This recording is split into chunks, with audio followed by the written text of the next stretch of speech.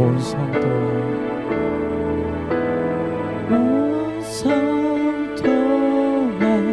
천사 보좌에 경배해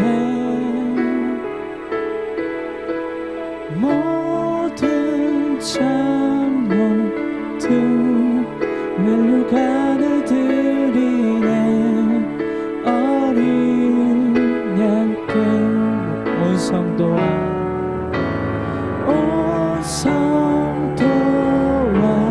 천사 보좌에 경배해 모든 장로들 멜루간을 드리네 어린 양. 우리 다시 한번 고백하기 원합니다. 온 성도와 천사 보좌에 경배해 모든 장로들 멜루간을 드리네 어린 양께 주는 존귀하신 분 주는 존귀하신 분 만물 주께 나와 주께 돌아가리 영광 받으소서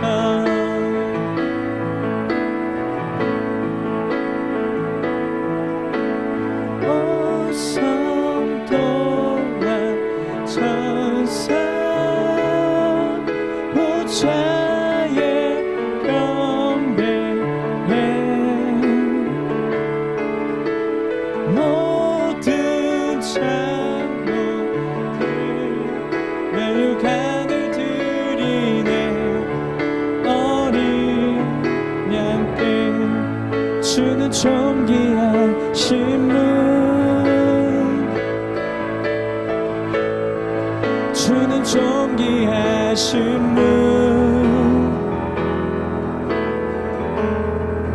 만물 주께 나와 주께 돌아가니 영광 받으소서 주는 존귀하신 분 주는 존귀하신 분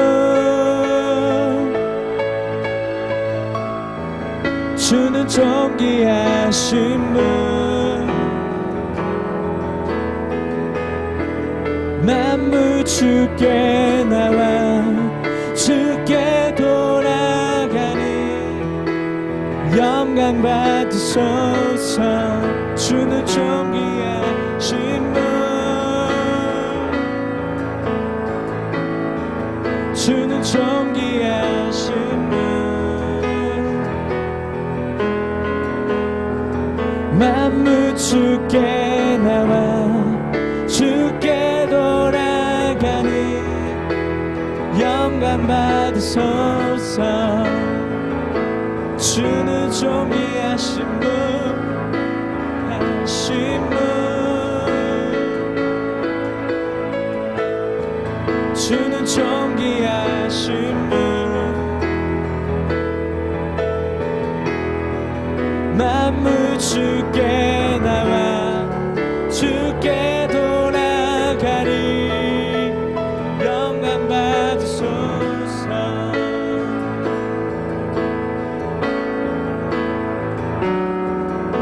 주야로 기도해야 올라가네 주야로 기도해야 올라가네 주야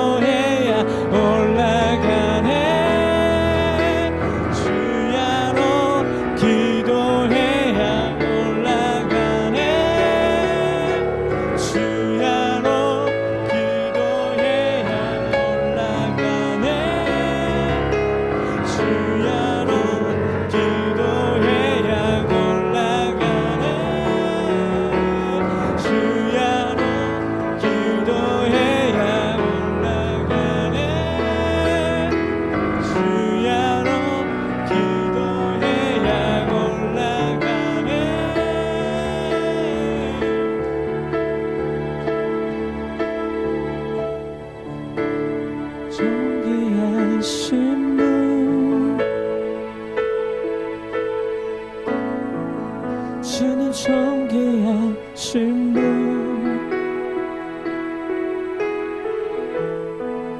만물 주께 나와 주께 돌아가니 영광 받으소서 주는 존귀하신 분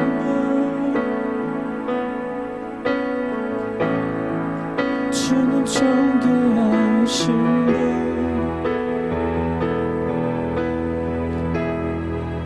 만물 주께 나와 주께 돌아가리 영광 받으소서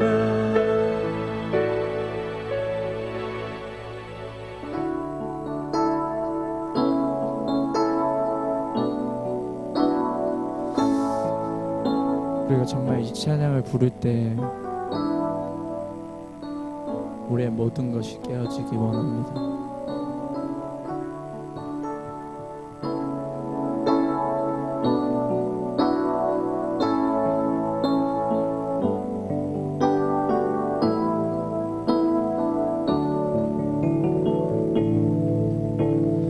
내게 있는 향유옥과 주께 갇혀와 그 발 위에 입 맞추고 깨뜨리니다. 내게 있는 향유옥과 내게 있는 향유옥과 주께 갇혀와 그 발 위에 입 맞추고 깨뜨리니다. 나를 위해 험한 살길 오르신 그날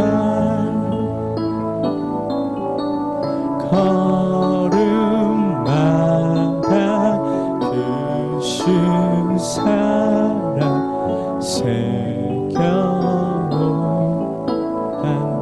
우리 다시 한번 내게 있는 향유옥과 내게 있는 향유옥과 주께 갇혀와 그 발 위에 입 맞추고 깨뜨리니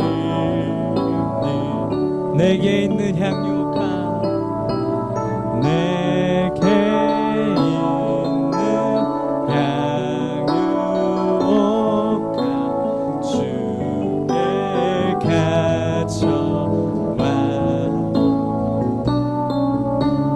그 발 위에 입 맞추고 깨뜨리니다. 나를 위해 험한 산길 오르신 그 발 나를 위해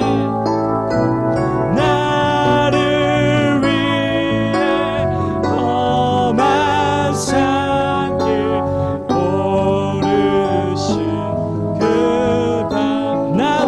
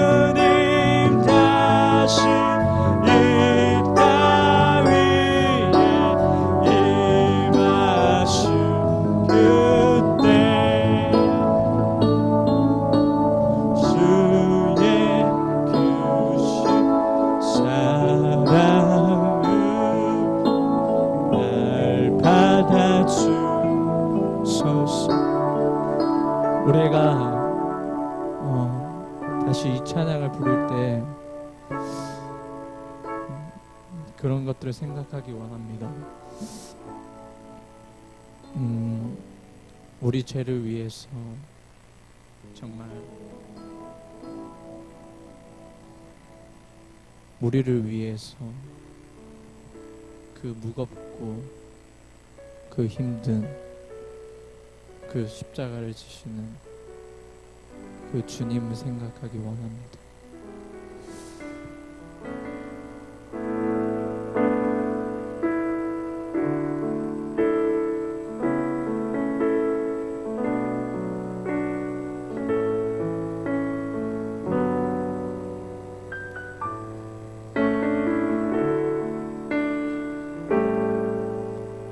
내게 있는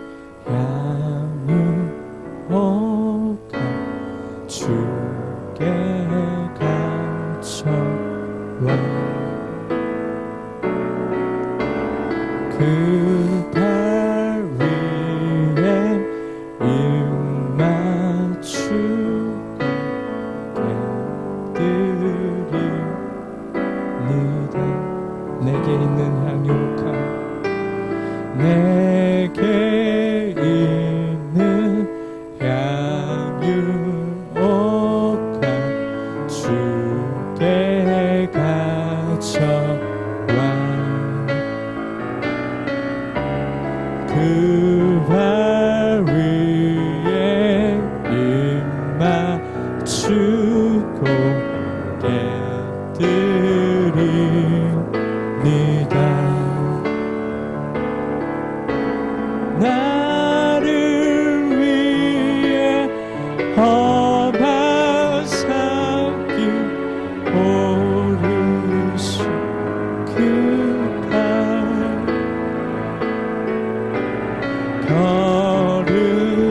걸음마다 그 신사랑 새겨놓은 나를 위해 십자가에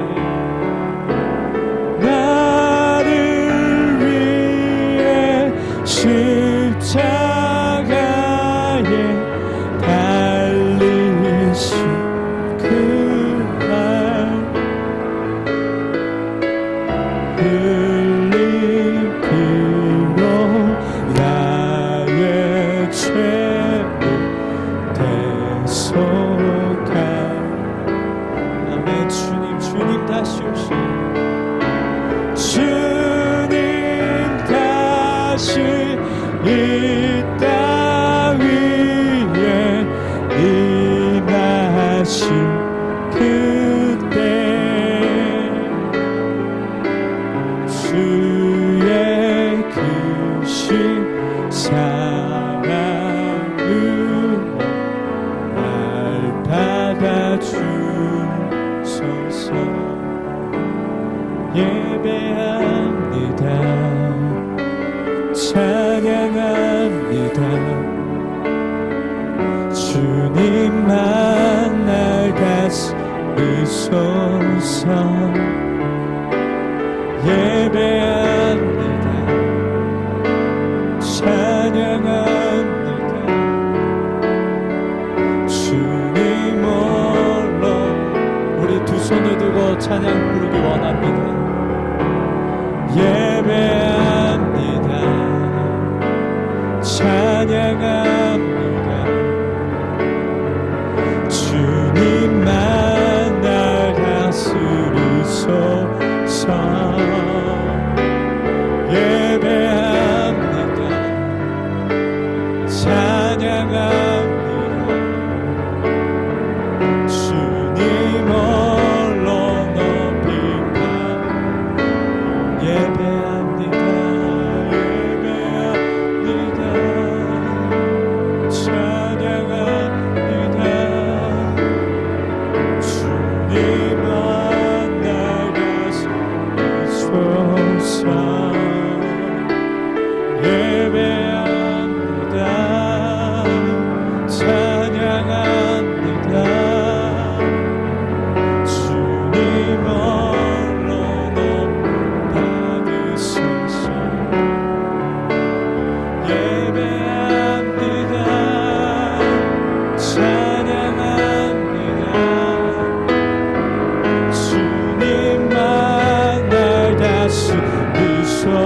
받으소서. 예배합니다. 찬양합니다. 주님 홀로 높이 받으소서. 완전하신 나의 주, 그의 길로 날 인도하소서. 행하신 모든 일 주님의 영광, 다 경배하리라. 다시 한번 고백하게 원합니다. 완전하신 나의 주, 의의 길로 날 인도하소서. 행하신 모든 일 주님의 영광, 다 경배합니다. 예배합니다. 찬양합니다. 주님만 날 다스리소서. 예배합니다. 찬양합니다. 주님 홀로 높이 받으소서. 예배합니다. 예배합니다. 찬양합니다. 주님만 날 다스리소서. 예배합니다. 찬양합니다. 주님 홀로 받으소서. 예배합니다. 찬양합니다. 주님만 날 다스리소서. 예배합니다. 찬양합니다. 주님 홀로 높이 받으소서. 예배합니다. 주님 찬양합니다. 주님 나라가 말씀하시소서. 예배합니다. 찬양합니다. 주님 홀로 받으소서. 예배합니다. 찬양합니다. 주님만 날 다스리소서. 예배합니다. 찬양합니다. 주님 홀로 높이 받으. 우리 마지막으로 우리의 목소리를 예배합니다. 찬양합니다. 주님과 날 다스리소서.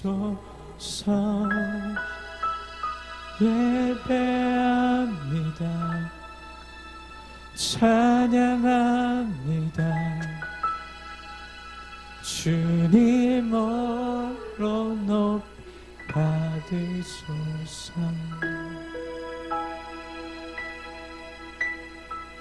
주님, 그렇습니다. 우리는 예배하고 싶습니다. 찬양하고 싶고 아버지 앞에서, 우리 주님 앞에서 영원토록 예배하고 싶고 영원토록 경배하고 싶고 영원토록 찬양하고 싶습니다. 오늘도 그런 목마름, 그런 갈망을 가지고 오늘 한날을 살아가다가 이 시간 또 정한 시간에 주님 앞에 저희들 올라왔습니다.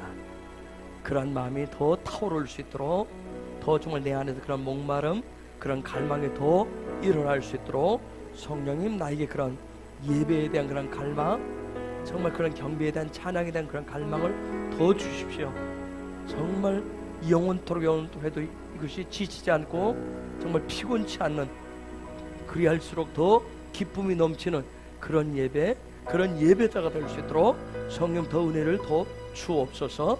이 시간도 이 자리에 주의 영으로 더 덮으시옵소서. 하나님 정말 예배의 영으로 더 덮어 주옵소서. 기름 부어 주옵소서. 우리 한번 주님의 이름을 부르면서 같이 기도하겠습니다. 주여!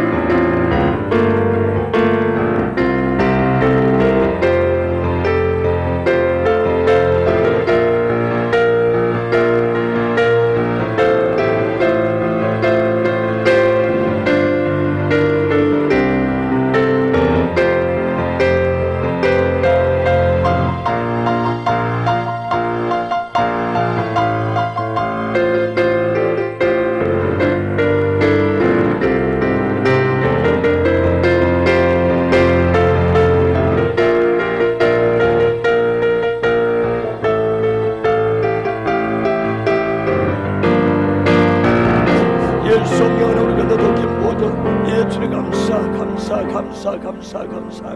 아버지 우리 가운데 얼굴을 드러내시고 아버지 우리 가운데 말씀하옵소서. 우리는 듣기를 원합니다. 들은 말씀을 순종하기를 원합니다. 하나님 오늘 이 시대에 말씀이 없어서가 아닙니다. 주님 말씀을 살아내는 자들이 필요합니다. 그런 예배자의 삶을 살아갈 수 있도록 성령님 우리에게 말씀이 실제가 되고 믿음의 실제가 될 수 있도록 놀라운 성령의 기름을 우리에게 날마다 순간마다 생기로 생명으로 부어 주옵소서. 오늘도 이 시간에 하늘의 문을 더 열어주시기를 원하오며 예수 그리스도의 이름으로 기도하옵나이다. 아멘.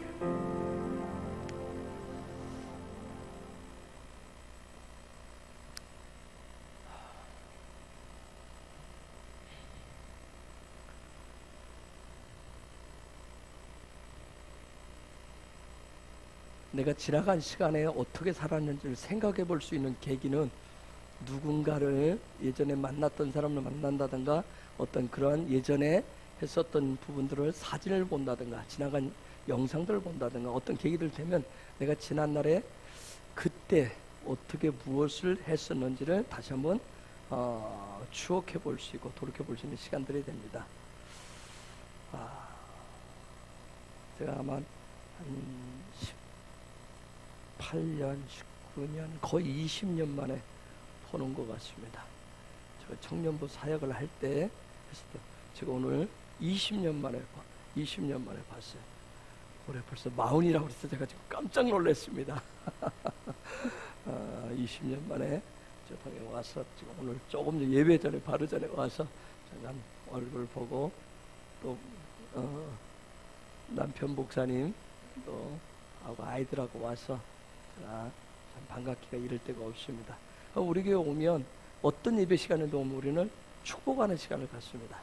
그래서 그 큰 녀석 자는 토부라고 그랬죠. 토부는 놔두고 둘째 애 데리고 앞으로 잠깐 나오세요. 자매야.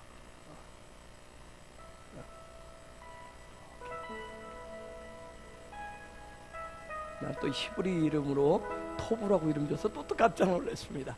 할렐루야.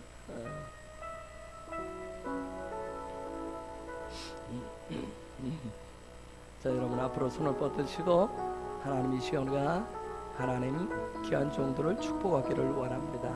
주님 우리에게 하나님 축복의 통로로 하나님 나를 사용하여 주옵소서. 하나님 역사하여 주옵소서. 성령님 이 시간 하나님 이들을 축복을 하기를 원합니다. 주님 은혜윈을 더하여 주옵소서. 주님 하나님 주신 마음으로 내가 듣기를 원하고 내가 보기를 원하고 내가 축복하기를 원합니다. 성령님 운행하여 주옵소서. 운행하여 주옵소서. 운행하여 주옵소서. 예 주님, 예 주님, 역사 주옵소서. 예수의 권세가 우리 가운데 있기를 원합니다.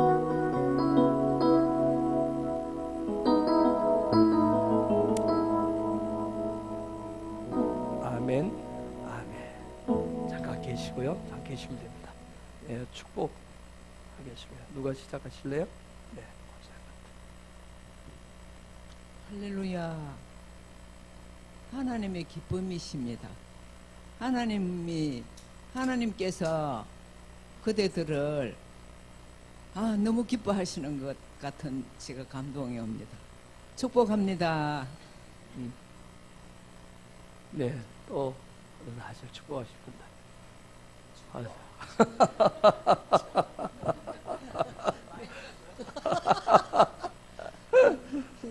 제가 축복합니다. 기도하는 가운데 큰 오리가 있고 그 아주 호숫가에 그리 크지는 않았는데 그 동그란 호숫가에 오리들이 너무 큰 오리 그 다음에 좀 작은 오리 잔잔한 오리들이 뒤따르면서 한가로이 그 물에서 헤엄치고 있는 모습 아주 평화롭고 그런 아름다운 모습을 봤습니다. 축복합니다. 아멘. 또 받으시고 빨리들 하세요. 또 마이크 받아가셔서 옳지.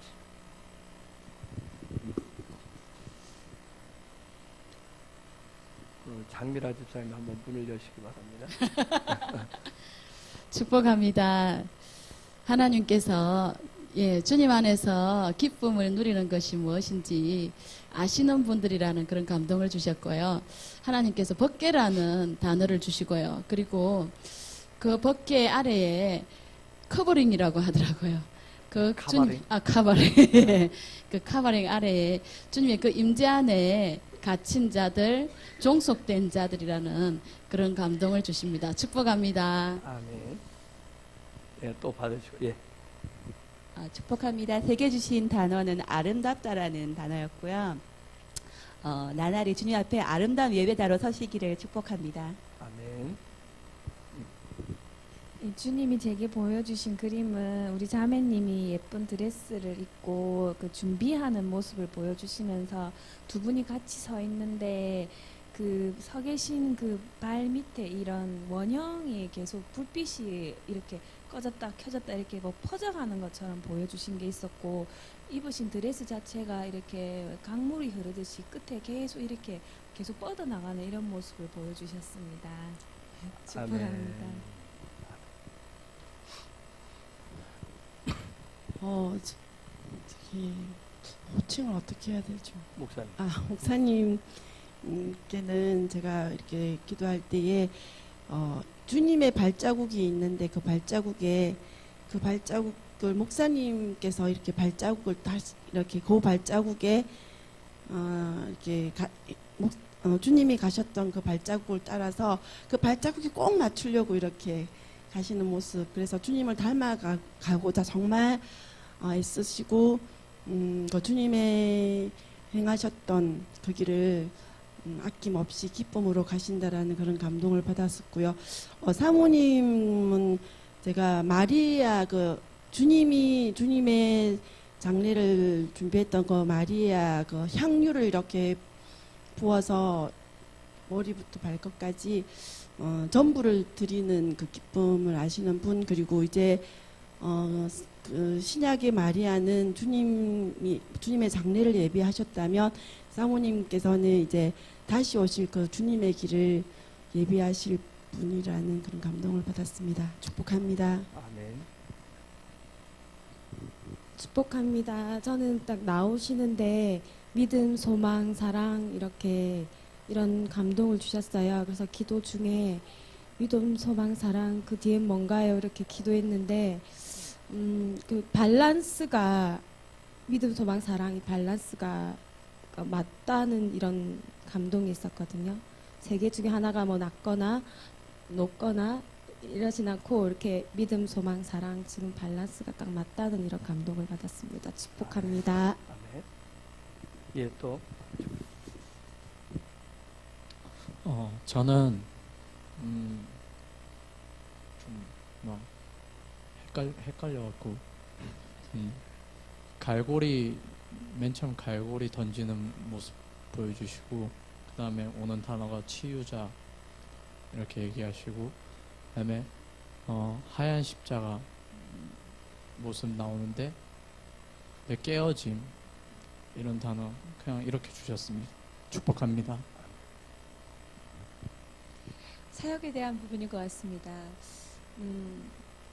우리가 농사를 지을 때 보면은 그 초기에 농사 짓는 방법이 있고 최첨단 농사 짓는 방법이 있고 보편화된 농사 방법이 있는데 제가 본 방법은 지금까지 보지 못한 방법이었습니다. 근데 추수 때에 이렇게 베는 것이 아니라 땅을 일구는 작업이었어요. 그런데 너무 어렵지 않게 땅을 일굴 수 있도록 주님께서 최신 농법으로 우리가 도구를 사용하면은 이렇게 그 땅을 더 잘 일굴 수가 있는데, 근데 원시적인 방법도 아니고 지금까지 써오지 않은 방법으로 땅을 일구는, 땅을 이렇게 뿌릴 수 있도록 그렇게 개간할 수 있는 그런 것들을 보여주셨어요. 그래서 이따가 원하신다면 그림으로 보여드릴 수가 있고, 그래서 어떻게 앞으로 주님이 일하실까, 어떤 일정한 시즌까지는 앞으로의 그 시즌에는 어떤 땅을 일구는 작업을 하시지 않을까 싶습니다. 그리고 그 땅을 일구는 작업이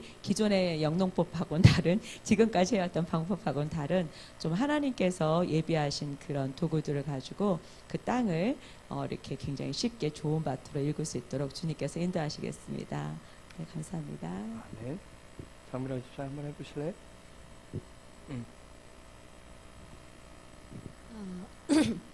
축복합니다. 저는 처음에 이렇게 기도했을 때 그 상한 마음이라는 그 단어를 주셨고요. 또 하나는 이제 그 맑은 하늘에 굉장히 그 푸르는 하늘 있잖아요. 하늘인데 그 하얀 그 구름들이 막 바삐 움직이는 그걸 보여주셨어요. 그게 이제 무엇인지는 잘 모르겠고요. 네, 그렇게 보여주셨습니다. 축복합니다. 아멘. 또요? 있으세요? 또? 없어요? 하실래요?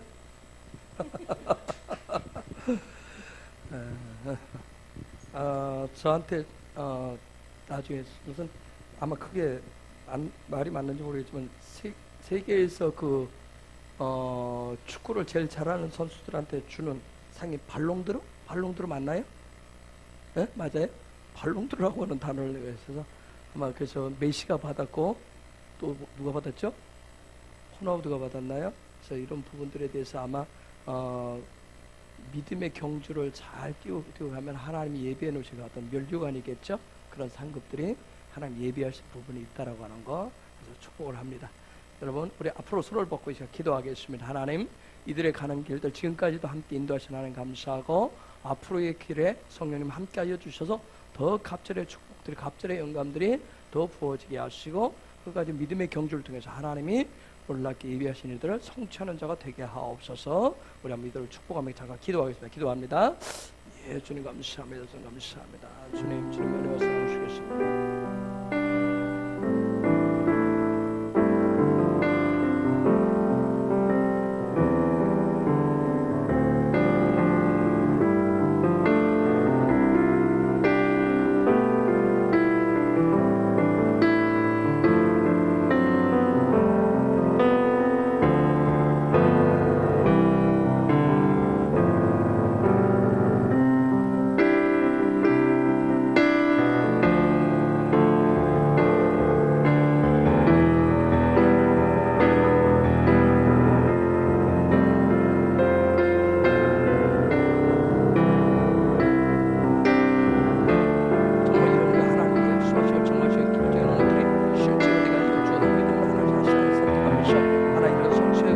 축복의 사람들 되게 하옵소서. 할렐루야. 주님 영원 그 사람들에게 함께하여 주시기를 원하고 기쁨으로 함께하여 주옵소서.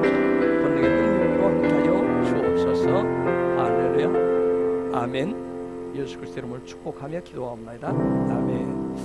혹시 목사님 오셨으니까 혹시 잠깐 뭐 혹시 그래도 돼요. 네, 감사합니다. 저는 장로교 합동식에 목사로 있습니다. 그래서 조금 어색한데 저는 그 대신 예수전도단 출신입니다. 그래서 처음에는 당황했지만 예수전도단이구나라고 마음을 놓고 참 예배자로 함께 예배했습니다. 너무 귀하고요. 저도 처음 이런 예배를 참석은 해봤지만 얘기는 많이 들었고 또 그런 흐름들이 있는 것들은 잘 알고 있습니다.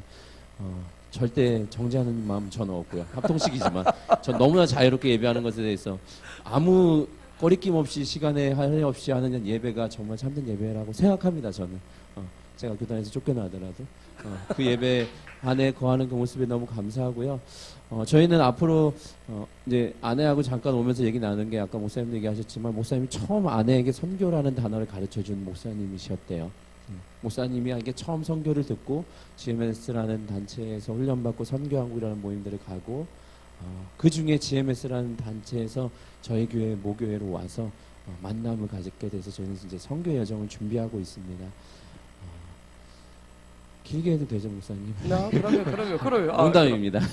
저희가 일찍 가야 돼서 저희는 선교의 여정들을 갖는 것 가운데 한 가지 공통점이 있었다면 무슬림이라는 나라에 관심이 있었어요. 이슬람권에. 그 이유는 잘 아시는 대로 뭐 많이 기도하시니까 가장 선교사가 안 나가 있고 가장 복음화되지 않고 있는 지역인데요. 그 중에도 우리가 무슬림이라고 하면은 중동 무슬림, 아프리카 무슬림을 하는데요. 인구 숫자 자체로는 동아시아에 더 많은 무슬림들이 있습니다. 왜 그러냐면 인도네시아만 해도 2억이 3억에 가까운 인구들이 있고요. 중국에도 잘 아시는 대로 무슬림이 거의 1억에 가까운 인구가 살고 있어요. 그러면 한 3, 4억에서 4억, 5억이 동아시아에 살고 있습니다. 그래서 저희는 동아시아 무슬림에 관심을 갖고 있고요. 그래서 인도네시아와 말레이시아에 정탐훈련을 3년 전에 다녀왔고 그 가운데서 하나님 주신 마음들이 물론 좋은 사역지였지만 저희들이 가고자 하는 곳보다는 좀 더 전방 개척으로 가고 싶다는 마음을 주셔서 이제 계속 기도하고 있었어요. 인도네시아와 말레이시아. 인도네시아 팀은 너무 좋은 팀이 있어서 저희가 갈 수 있겠다라고 느꼈는데 기도 중에 아내가 처음 발견한 선교지라고 느꼈던 곳은 인도의 벵갈리. 인도 얼굴 저랑은 비슷하게 생겼죠. 눈 팍 베이고 그 지역을 품었는데 저는 동아시아 무슬림이에요. 근데 저는 OMF라는 헛세르 선교사님이 처음 만드신 선교 단체에서 섬기고 있었습니다. 지금도 섬기고 10년째 섬기고 있는데 하나님 근데 아내의 마음 가운데 계속해서 벵갈리라는 마음을 주셨는데 금요 예배를 마치고 이제 제가 사역자니까 예배를 마치고 집에 돌아왔는데 한국인이라는 다큐에 벵갈리 사람이 나왔어요. 그래서 저 사람들 뭐야? 근데 미얀마에 산대요. 근데 로힝야족이라고 하더라고요. 아마 보셨던 분들이 있을 거예요. 난민, 보투피플이라고 많이 알려서. 근데 그 사람들이 동아시아에 사는 미얀마에 사는 사람들이고 벵갈리인 거예요. 근데 무슬림이고 복음이 전혀 들어가지 않은. 그래서 미얀마에서 시민권도 가지고 있지 않은 민족입니다. 그래서 저희가 이제 9월달에 가려고 해요. 근데 우리 몇몇 분들이 축복해 주셨지만 말씀하신 것 같이 저희가 아마 땅을 기경하러 가야 돼요. 사역자가 없어요. 저희 OMF 사역자도 로힝야족을 사역하는 분은 없으시고 저희 OMF라는 단체가 국제단체인데요. 여러 네트워크에 돼 있어서 사역하시는 분은 있고 OMF에도 사역자를 파송했으면 좋겠다라고 얘기해서 저희가 스카이프로 회의를 하고 나서 저희가 가보려고 하는데 괜찮겠습니다 해서 오케이 하셔서 그 사역자들을 만나게 돼서 이제 딱 한 달 뒤에 17일 날 만나게 됩니다. 9월 17일 날. 그래서 정말 주시는 그 축복들이 너무나도 저에게 많이 와닿고요. 또 하나님 그렇게 하실 거에 대한 소망함들이 있고 정말 믿음, 소망, 사랑이 정말 밸런스가 돼야 되는데 그 밸런스들 잘 지킬 수 있도록 기억해 주시면 좋겠고요. 또 기회가 되면 저희가 사역을 정말 제대로 설명을 드리면서 나눌 수 있으면 좋을 것 같고요. 저희는 휴가 왔는데 너무 길게 말씀드리면 제가 힘들어서 목사님 말씀으로 회복하고 가도록 하겠습니다. 저희는 최성주구 백승본 최토부 최로이고요. 영어 이름으로는 최필립으로 제가 가명을 써야 되기 때문에 최필립으로 돼 있습니다. 그래서 제가 목사님 이제 안면도 텄기 때문에 기도 편지도 부탁드리고 또 생각날 때마다 우리 로힝야족 잘 모르실 거예요. 저희가 그거 알리는 역할도 하고 싶은 마음들이 있어요. 로힝야족이 너무나도 그들에게 시민권도 주지 않고 무슬림 종족이어서 아무것도 교육 혜택도 없고 그냥 다 니네 마음대로 살라고 아웅산 수지마저 관심을 안 갖고 있는 상황입니다. 그래서 여러분 언론에 자주 노출되니까요. 로힝야족 보시면 그들을 위해서 기도해 주시고 그들에게도 복음이 필요한 것들을 나눠주시면 좋겠습니다. 감사합니다.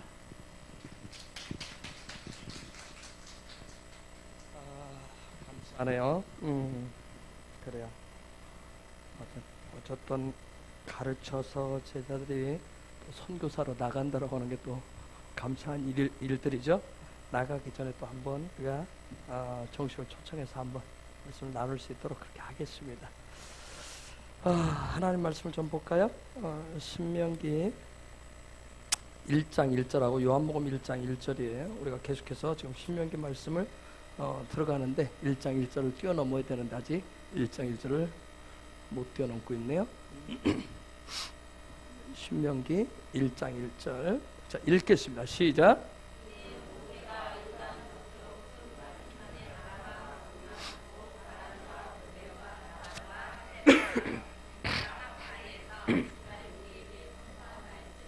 아멘. 요한복음 1장 1절 읽습니다. 시작.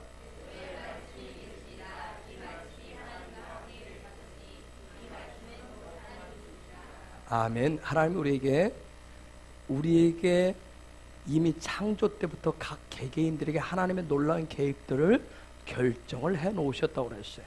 그래서 우리가 믿음을 통해서 그것을 선택을 할 수 있는 그런 놀라운 특권을 우리가 받았어요. 그래서 그 하나님이 이미 창조 때 결정해 놓으신 것을 올바로 선택하는 것이 우리가 예수 그리스도를 통해서 구원받은 합당한 삶이고, 그게 바로 하나님 우리를 창조하신 목적대로 살아가는 거예요. 그래서 우리 지금 이제 선교사로 준비하는 그 부분도 기도하면서 두 분이 그렇게 하지만, 이것도 하나님께서 이미 창조 때 결정해 놓으신 것을 이제 또 때가 되면 또 그것을 기도하는 가운데 그 부분을 찾아서 나가시는 두 분은 또 그 가정을 축복합니다. 창세기 1장 1절을 신약적으로 해석해 놓은 것이 요한복음 1장 1절입니다. 특별히 창세기 1장 1절을 요한복음 1장 1절 한 절 가지고 해석이 안 되기 때문에 그것을 쭉 풀어놓은 것이 요한복음 1장이에요. 그래서 여러분이 창세기 1장 1절 태초에 하나님이 천지를 창조하시니라, 뭐 그거 근데 그건 정말 놀라운 말씀 중에 말씀이기 때문에 그 부분을 여러분이 알고 싶으면 요한복음 1장 전체를 보시면 됩니다. 창조 이전부터 말씀이신 예수 그리스도는 분명히 계셨어요. 그분은 창조주시고요. 근데 이 말씀드렸지만 이 땅에는 모든 피조물들은 창조주가 창조할 때 이미 그 결정해 놓은 것을 있는데, 결정해 놓은 그것이 놀라운 창조적인 기능인데, 그 기능을 회복해야 온전한 피조물이 됩니다. 내가 예수를 믿어서 구원받았습니다. 내가 구원받았다라고 하는 그런 얘기는 그러한 하나님이 창조 때 결정해 놓으신 그 기능을 회복할 수 있는, 그것을 내가 찾아서 선택을 할 수 있는 그런 놀라운 기능을 내가 갖추었습니다. 그런 조건을 갖춘 자가 되었습니다 하는 그런 뜻이에요. 그리고 내가 거듭났습니다. 내가 거듭났습니다 하는 것은 이미 내가 그것을 창조 때 하나님께서 결정해 놓은 그 놀라운 것을 내가 선택을 해서 그런 놀라운 창조적인 기능을 내가 이미 가지고 살아가고 있습니다 하는 그런 뜻입니다.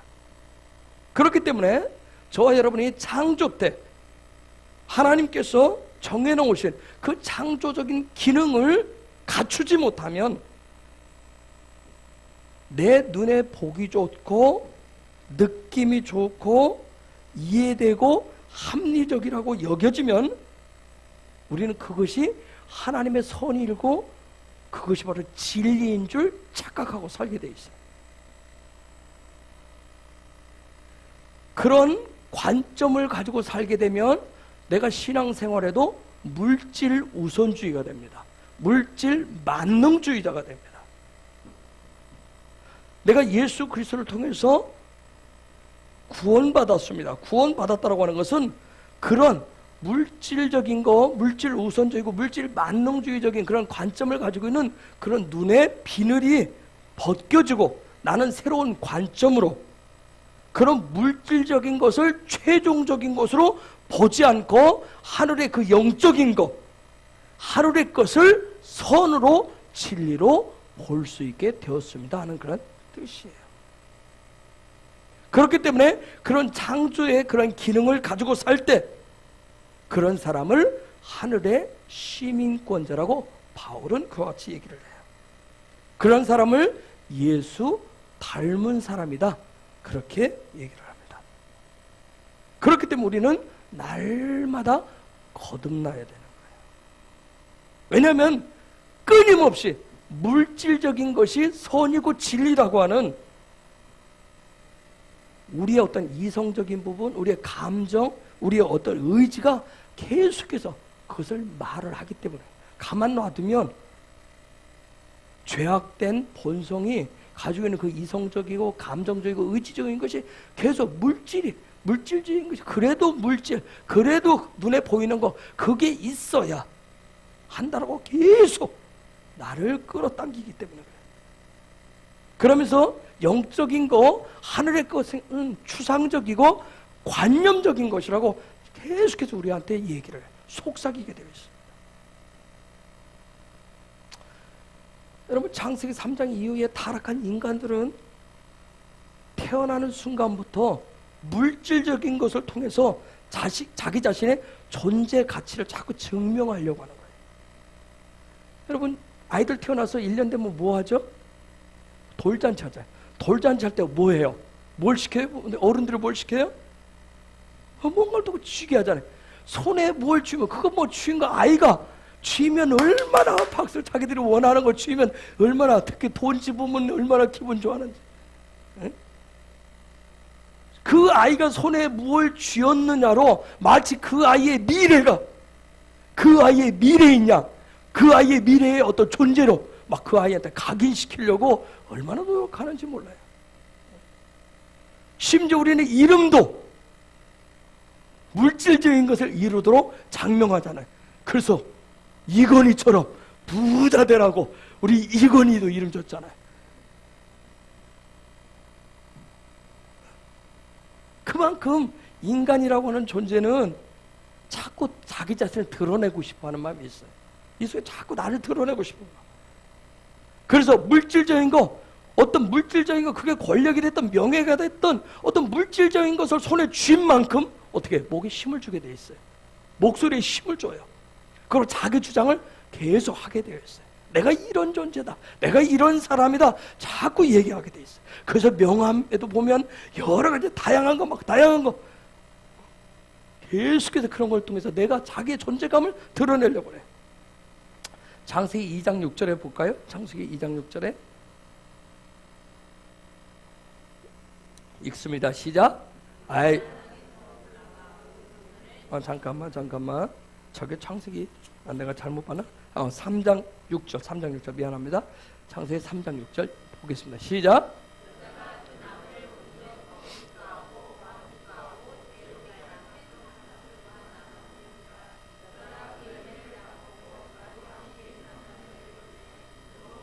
저게 보니까 본즉 보암직도 하고 본이 보기에 제 성경에 그렇게 해석되어 있는데 어떤 시각적인 그 부분을 얘기를 하고 있어요. 여러분 우리가 어떤 물질적인 것을 통해서 나 자신의 존재 가치를 높이려고 하면 할수록 발달하는 것이 뭔지 아세요? 내 안에 발달하는 것이 뭔가 물질적인 것을 통해서 나의 존재 가치를 드러내려고 할 때 그 사람에게 발달되는 부분이 있어요. 그거 뭐냐면 감각적인 부분이 굉장히 발달합니다. 감각적인 부분. 우리가 육적인 오감이 있다라고 얘기를 해요. 그렇죠? 뭐가 있죠? 시각이 있고 청각이 있고 미각이 있고 후각이 있고 촉각이 있고 육적인 오감이 있다고 얘기해. 마찬가지로 영적인 오감도 있다라고 하는 것을 꼭 기억하시기 바랍니다. 여러분 육적인 오감이 발달하고 그 육적인 오감을 만족시킬수록 오는 결과가 뭔지 아세요? 내가 감각적인 사람이 되면 느낌 정말 좋아. 오늘 막 기분 짱이야. 내가 뭔가 느껴가지고 내가 원하는 거 쥐면 오늘 막 로또 오늘 느낌 너무 좋았어. 로또 사서 막 되면 기분 오늘 짱이야. 내가 원하는 뭔가 내가 막 육적인 오감에 드는 것이 딱 들어오면 이런 육적인 오감을 만족시킬수록 감각적인 것을 만족시킬수록 오는 결과가 있어요. 그게 뭐냐면 고통입니다. 고난이에요. 즉 하나님으로부터 멀어지는 고통, 고난이라고 하는 게 생겨요. 여러분 저 말씀에 보듯이 우리가 선악과라고 하는 선악을 알게 하는 그 나무에 지금 저 여자가 하와가 육적인 그 감각에 꽂히는 순간 어떤 결과가 나왔어요? 하나님과의 친밀한 관계가 거기에 박살나기 시작해요. 거기에 꽂히는 순간. 그래서 나는 예민한 사람이에요. 정말 나는 생각이 많은 사람이에요. 이건 어떻게 말하면 하나님과 친밀감을 유지하는데 좋은 말은 아니에요. 그 얘기는 뭐예요? 그만큼 하나님과의 관계를 형성하는데 어렵다는 얘기예요. 하나님 가까이 가게. 여러분 그래서 여러분한테 권면 드리면 육적인 오감을 넘어서 영적인 오감을 예민하게 가질 수 있고 깨어날 수 있기를 축복합니다. 성령님은 육적인 오감을 넘어서요 영적인 오감을 통해서 만나주시고 일하시는 분이에요. 우리가 에베소 4장 31절의 말씀처럼 오중직임이라고 얘기해요. 그 오중직임의 어떤 그런 기능 회복을 위해서는 영적인 오감이 저와 여러분 속에 발동되어야 돼요. 영적인 오감이 아주 발달되어야 돼요. 자, 우리가 하나님께서 은혜를 통해서 예수 그리스도를 통해서 구원을 받아서 성령님과 영적인 소통을 할 수 있는 그런 문들을 예수님께서 열어놨지만 그 문을 통해서 성령님과 소통하지 않으면 어떤 현상이 되느냐? 여러분, 놀라운 게 뭐냐면 제 목양시대에 제 의자 뒤편에 제가 겨울 신발들 이렇게 벗어났거든요. 여러분 보시는 겨울 신발 벗어났더니 지난 주간에 신발을 딱 이렇게 해서 봤더니 신발 위에 뭐가 쳐 있는지 아세요? 거미줄이 쳐요. 거미줄이. 그 신발에 뭐 먹을 게 있다고? 그 신발 위에 거미줄을 쳤다고. 거미줄을 쳤어요. 여러분, 예수님을 통해서 하나님과 성령과 소통할 수 있는 문을 열어놨는데 그 문을 사용하지 않으면 거미줄 낀다니까. 여기에 우리가 문이 있는데 이 문을 열어놓고 사용하지 않으면 여기도 어느 순간에 거미줄이 낀다니까요. 시간 지나면 뭐예요? 문이 삐걱거리게 돼 있어요. 그래서 우리는 날마다 성령님을 여러분 초청하셔야 됩니다. 초청하셔야 돼요. 그분과 소통하셔야 돼요.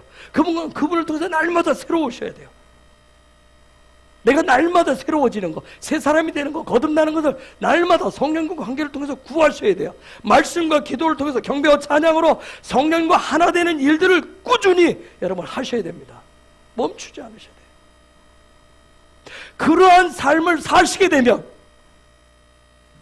내 안에 뭐가 하나님의 형상이 점점점 회복되어져서 내 삶에 하나님 그분의 모양의 모습이 나타나게 되어 있습니다. 그것이 임재로 영광으로 나타나면 내 삶의 자리에 남들은 이해할 수 없는 초자연적인 역사로 나타나게 되는 거예요.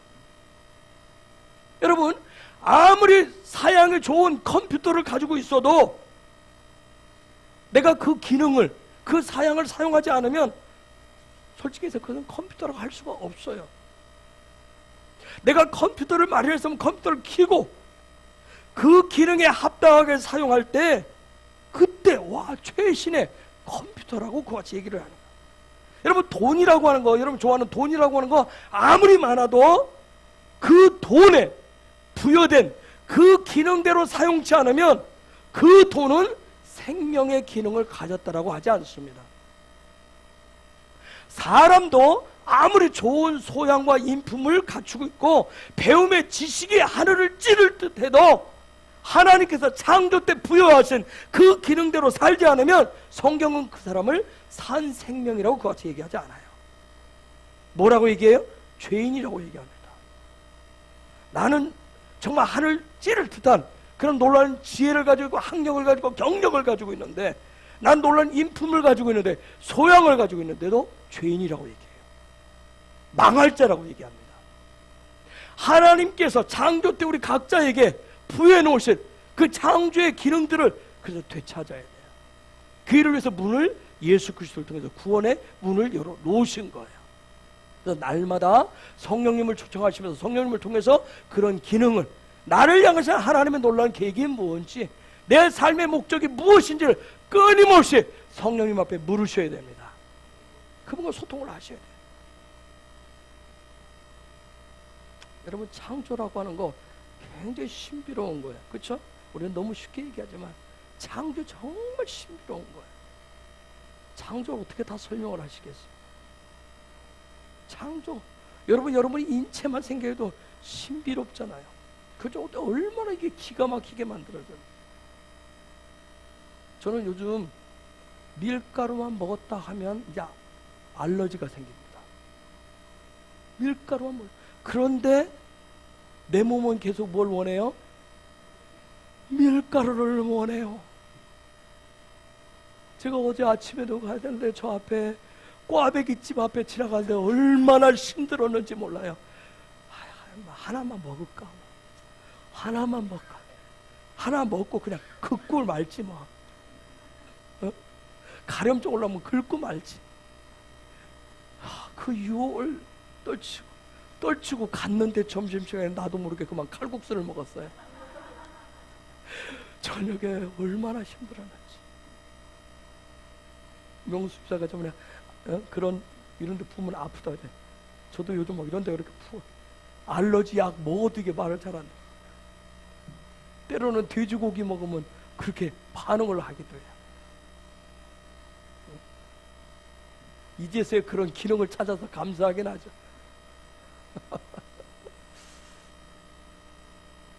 정말 하나님이 창조해 놓으신 거 정말 신비로워요. 이거 말로 어떻게 설명을 다 못해요. 성경에 보니까 하나님의 형상대로 우리를 창조하셨대요. 하나님의 형상대로. 하나님 나를 그렇게 지으셨대요. 하나님의 모양대로. 이거 기가 막힌 얘기예요. 기가 막힌 얘기예요. 온 천지 만물이 다 누구 거라고 얘기해요? 그분 거래요. 그분 거래요. 자, 여러분 온 천지 만물이 내가 하나님의 형상대로 창조되었다. 내가 하나님의 모양대로 창조되었다. 온 천하 만물이 다 그분의 것이다. 이렇게 말한다고 해서 창조를 온전히 알고 있는 거예요? 아니잖아요.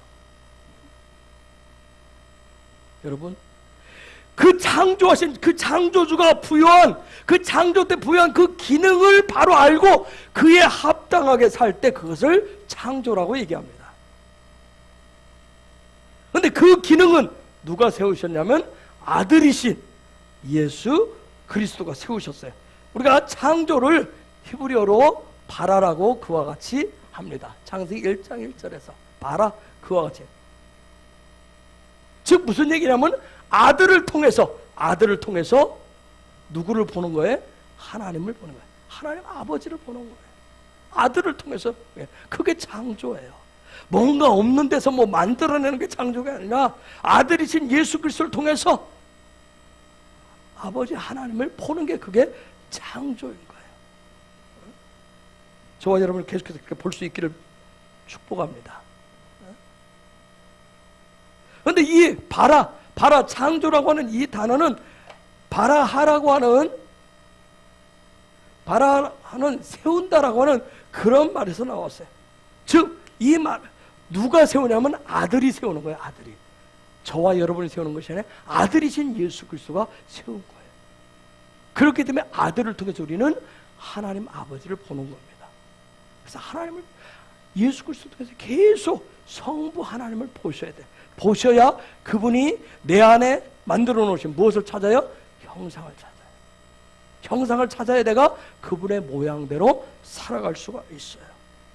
그래서 요한복음 14장 6절에서 여러분 잘 아는 구절이 있잖아요. 내가 곧 길이요. 안 읽어져요? 이거 안 읽어져 암송하라는 얘기 안 했죠? 안 읽어져요? 읽겠습니다. 시작.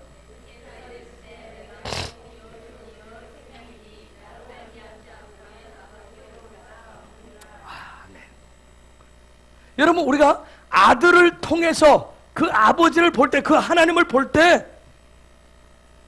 나의 삶의 기능, 그 아버지가 나한테 아들을 통해서 내 안에 세워놓으신 그 창조의 목적, 그 기능들을 되찾아갈 수가 있는 거예요. 여러분 물질적인 것이 산더미처럼 쌓였다고 내 삶의 기능이 회복되는 거 아니에요. 오직 창조주를 통해서만이 내 삶의 기능이 회복될 수가 있습니다. 그래서 창세기 1장이 그렇게 중요한 거예요. 그래서 창세기 1장이 너무나 중요하기 때문에 그것을 깨달아서 살아낸 사람, 믿음으로 살아낸 사람들 얘기가 성경에 그래서 많이 등장을 하는 거예요. 시대마다. 그 중에 대표적인 사람 한 사람 얘기하면 다니엘이 나와요. 그래서 다니엘서 1장에 보면 바벨론 포로 가운데 있었지만 그거 어떻게 해요? 황제가 주는 그 음식을 거부하잖아요. 한번 생각해 보세요, 여러분. 황제가 내 생사 여탈권을 쥐고 있는 그 존재인데 내 직장을 쥐고 있다는 게 아니에요. 내 생명, 이거 하나밖에 없는 이 생명을 쥐고 있는 그 황제가 주는 것을, 그것을, 나는 포로민인데 나는 직장은 내가 싫으면 안 갈 수 있어요. 그렇죠? 내가 저 사람 보기 싫으면 안 보면 돼요. 그런데 다니엘은 포로민이에요. 그건 내 마음대로 결정하는 그런 결정권이 없어요. 황제가 다 결정하는데 그 황제의 명을 거부할 수 없는 존재가 거부했어요. 우리는 종종 살면서 뭐라고 얘기해? 어쩔 수 없는 상황이라고 얘기해요. 우리는 뭐라고 해요? 어쩔 수 없지 않느냐. 그래서 우리는 얘기해요. 내가 살아야, 내가 뭐가 있어야 하나님도 있고 교회도 있고 내가 신앙생활도 할 거 아니냐 얘기를 해요. 그런데 지금 다니엘이 처한 상황은 어쩔 수 없는 상황이라고 우리가 얘기하는 것을 차원을 넘잖아요. 그런 상황이었어요. 그런데 그가 뭐하고 있어요? 거부한다니까요. 그러면서 그가 뭐예요? 창세기 1장에서 하나님이 주신 것만 자기가 먹겠다고 믿음을 가지고, 그것도 나이를 인생을 많이 살아서 죽을 날이 얼마 안 됐다고 생각해서 이제 죽으나 뭐 나중에 전에 뭐 별 차이 없으니까 살아봤으니까. 아니에요. 앞날이 창창한데 꿈 많은데 그때 이게 창세기 1장 하나님이 주신 것만 먹겠다고, 그러면서 창조의 그 놀라운 기능을 자기 삶에 적용한단 말이에요. 그 결과가 뭔지 여러분 잘 알잖아요. 그 결과가 뭐였는지. 지혜가 어땠다고 그랬어요? 당대 석박사보다 몇 배가 뛰어나다? 10배가 뛰어나다고 그랬어요. 나라가 바뀌고 왕이 바뀌어도 총리를 80여 년을 해요. 총리. 지금 이제 청문회도 있고 하면 얼마나, 여러분 청문회보다 더 셌을 텐데 시대가 바뀌고 나라가 바뀌어서 총리 그 자리에 앉으려면 얼마나 송곳처럼 그걸 많은 걸 점검했겠어요. 그리고 자기 나라, 자기 망한 나라가 다시 해방을 맞이할 때까지 장수하는 삶을 삽니다. 그 당시에 그렇게 선택했으면 당장 쳐 죽였을 텐데, 목 잘려 죽었을 텐데 그러지 않았다니까. 그렇기 때문에 우리 헤브론의 우리 지체들에게, 우리 성도들에게 그런 예배자의 그런 실제적인 삶이 저와 여러분의 삶의 실제가 되어져서 회복되어지기를 축복합니다. 하나님께서 창조 때 우리 각자에게 부여해 놓으신, 결정해 놓으신 그 창조적 기능이 삶에 적용되어서 하늘의 생명이 부어지기를 예수 그리스도의 이름으로 선포합니다. 이제는 때가 되었어요. 이제는 그런 기능을 되찾아서 가지고 살아가셔야 할 때가 되었다고요. 그렇기 때문에 오늘 이 시대에 그런 다니엘과 같은 그런 믿음의 사람이 나와야 됩니다. 더 이상 교회 안에서 상황이 이러니까 어쩔 수 없지 않느냐 하면서 타협하고 적당히 얼버무리고 나가는 그런 모습이 아니라, 너도 나도 다 마지막 때라고 얘기하잖아요. 주님이 오실 때가 그리 멀지 않았다고 얘기하잖아요. 그렇다라고 한다면 그런 삶의 믿음의 결단하면서 살아내는 믿음의 실제를 드러내는 그러한 사람들이 필요해요. 더 이상은 빈 껍데기를 붙잡고 씨름하는 척하는 그런 가짜들이 아니라 정말 하나님의 형상과 모양을 삶의 회복한 예수 그리스도를 닮은 그런 사람들이 나와야 됩니다. 그런 사람들을 성경은 하늘의 예배자라고 얘기하는 거예요. 그들을 하나님 마음에 합한 자라고 얘기하는 거예요. 그런 사람을 성령의 사람이라고 얘기합니다. 우리 헤브론의 지체들이, 우리 예배자가 그런 자들 되기를 축복합니다.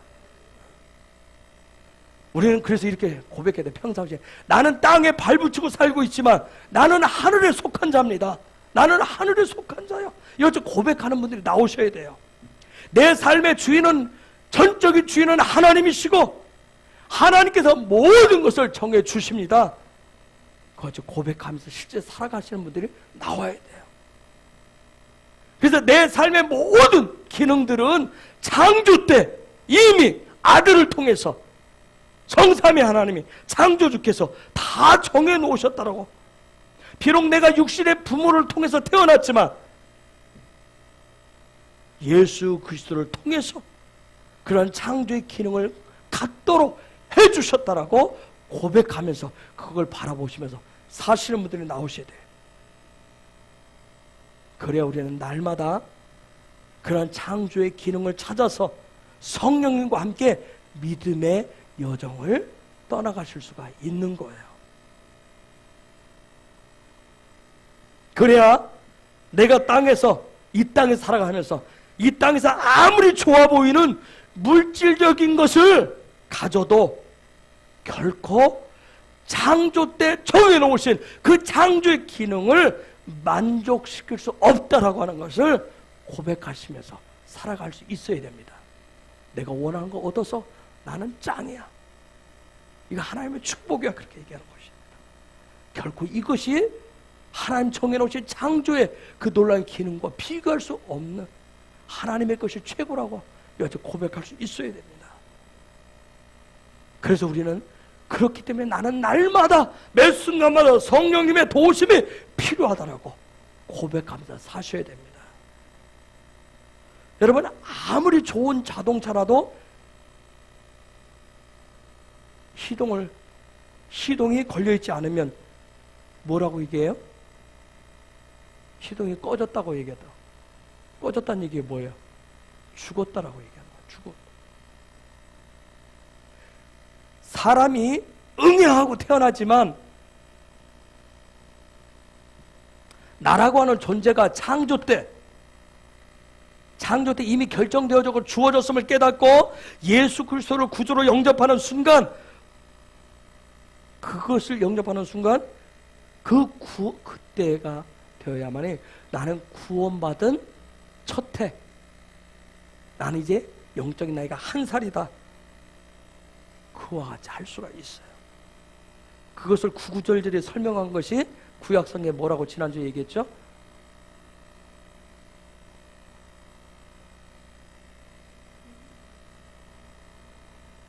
유월절이라고 그랬잖아요. 그래서 구구절절히 설명하는 게 바로 유월절이라고 그랬어요. 그래서 내가 왜 사는지, 무엇을 위해서 살아야 하는지 모르면 성경은 그 사람을 뭐라고 한다? 히브리의 관점에서는 그 사람을 뭐라고 한다? 내가 왜 사는지 모르면, 무엇을 위해서 살아야 되는지 삶의 목적을 모르면, 히브리 관점 토라에서는 성경은 뭐라고 한다? 그 사람을 죽었다 그렇지, 생명이 없다 그렇지. 그런 상태가 이렇게 길어지면 마치 에스겔 골짜기에 마른 뼈처럼, 그런 사람들은 어떻게 살아요? 여러분, 그래서 교회 다닌다고 해서 아니라 그냥 내가 신앙생활 오래도 왜 사는지 모르고 그냥 살아요. 모르겠어요. 그래서 여러분의 자녀도 어려서 말씀을 가르쳐야 돼. 너 왜 살아? 너의 꿈이 뭐냐면 모르겠어요. 생각 안 해봤어요. 그럼 이제 생각하도록 만들어줘야 돼요. 모르겠으면 알도록 가르치셔야 돼요. 그 상태에서 벗어나도록 하셔야 돼요. 그런 상태가 계속되면 에스겔 37장에 있는 말씀처럼 이리저리 마른 뼈가 바람에 왔다 갔다 흔들리면서 굴러다니듯이 세상 풍조에 이리저리 굴러다니다가 파멸로 들어가는 거예요. 영원한 파멸로 들어가는 거예요. 혹여라도 그런 존재가 있으면 구원의 생기가, 성령님 주시는 거듭남의 생명의 생기가 성령님을 통해서 부어지기를 선포합니다. 여러분, 신약성경에 보면 왜 주님께서 성전 안에 들어가서 장사치들을, 채찍을 만들어서 쫓아내는지 혹시 이해가 되시는 분들 계세요?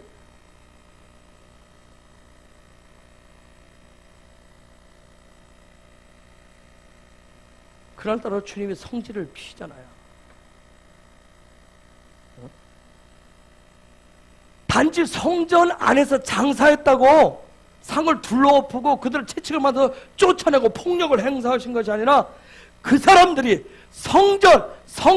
성전을 빗대어서 거룩한 척, 구원받은 척, 거듭난 척 하면서 거짓된 신앙생활, 거짓된 예배자의 삶을 사는 것을 뒤엎으신 거예요.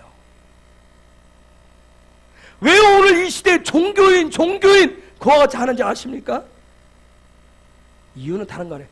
신앙생활이라고 하는 거, 신앙생활, 교회생활이라고 하는 것을 내 어떤 육적인 오감을 만족시키는데 집중하기 때문에 자꾸 종교인 그와 같이 얘기하는 거예요.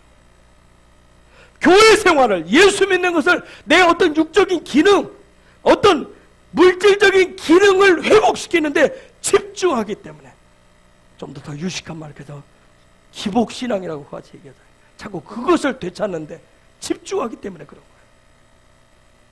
믿음이라고 하는 것은 어떤 물질적인 존재가 아니라 영적인 기능을 가진 존재들이 하나님의 얼굴을 구하는 삶을 사는 것, 그걸 믿음이라고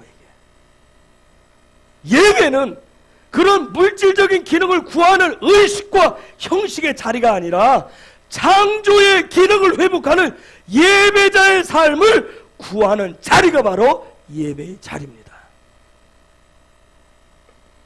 여러분, 아담과 하와에게 선악과를 들이밀었었던 그 사단은 여전히 지금도 왕성하게 활동하고 있어요. 그것도 아담과 하와처럼 주님과 더 가까워질수록 더 예민하게 활동을 합니다. 마른 뼈는 쳐다보지도 않아요. 죽은 존재는, 여러분, 시체는 여러분도 안 좋아하잖아. 그쵸? 아무리 부부지간에 사랑했다 그래도 며칠 지나면 싫다. B형 부부. 지금은 살아있는 것 같은 건 좋지만 죽으면 3일 지나면 보기 싫어서 갖다 태워버리더니 묻든지 하잖아요. 죽고 못 사는 것 같이 해도.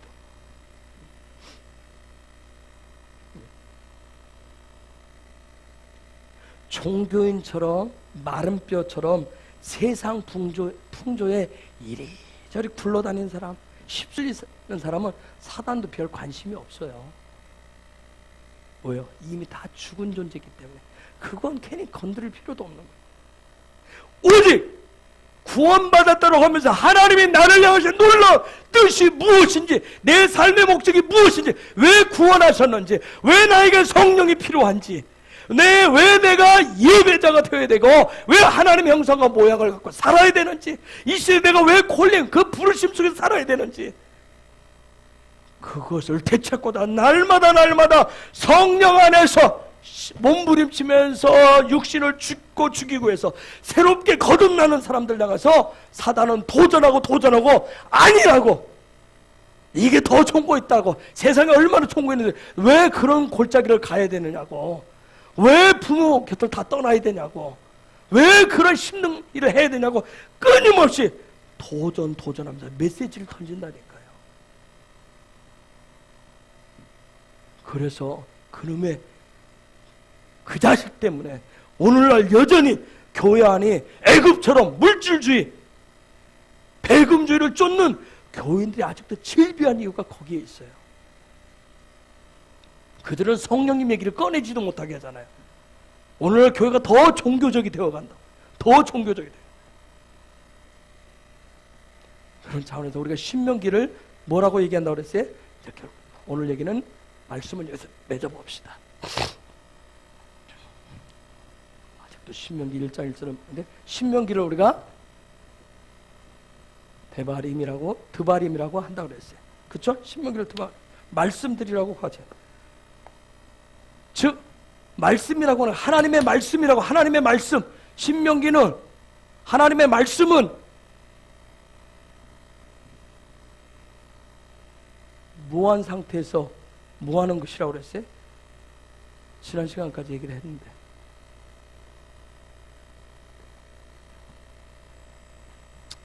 다르게 또 해석하면 하나님의 말씀이라고 하는 것은 위에서 그분이 이미 정해놓으신 것을, 그런 정해놓은 창조의 기능을 말씀이다, 그와 같이 하는 거예요.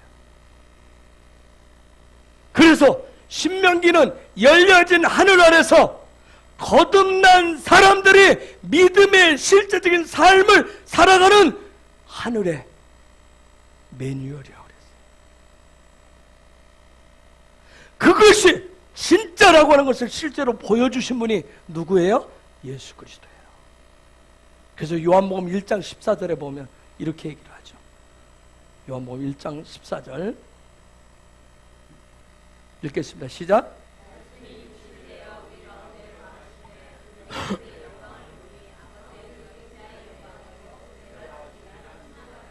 저게 말씀이 육신이 되었다는 얘기는 뭐예요? 그분께서 이미 창조 때 주신, 결정해 주신 그 창조의 기능을 하늘로부터 갖고 이 땅에 오셔서 풀어놓으셨다는 얘기예요.